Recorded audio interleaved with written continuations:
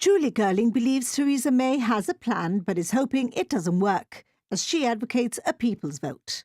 The Prime Minister's moves, claims the MEP, are designed to offer the European Research Group what it considers the two worst alternatives, leaving without a deal or an extension, and then getting it to vote for her deal. The EU, she says, has no confidence in the British government being able to deliver on a way ahead for a future relationship, and neither does, she says, the UK electorate. A second vote is the only way out for Gibraltar.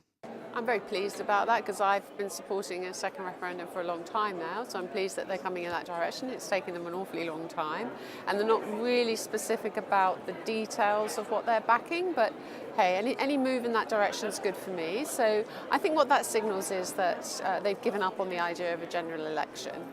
But they're not going to get that. So they would like to see the government humiliated on the various votes, and they'd certainly like to see the government have to make a U-turn on the referendum. So I see where they're going with that. It's just at a glacial pace. The British people are tenacious and proud, and with all the toing and froing, a second referendum could show an even greater Leave result. But for Julie Girling, the real problem for Gibraltar would be opening up the deal for renegotiation.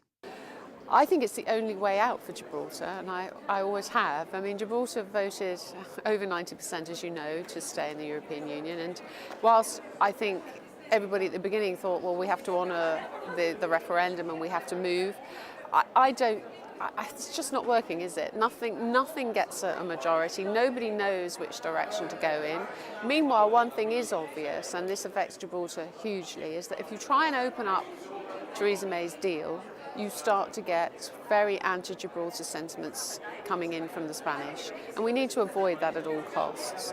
But it seems that the ERG are not prepared to do that because they're asking her to open up the deal. She doesn't seem to be having any success, and I think that's partly because people in Brussels, they understand that that's going to happen. They know that there will be all kinds of other demands if they fall for opening up over the backstop. So it doesn't look like that's happening, which is a good thing in my view, because I think Gibraltar would be collateral damage in any renegotiation. So it's time for Gibraltar now to move on, in my view, to supporting the second referendum.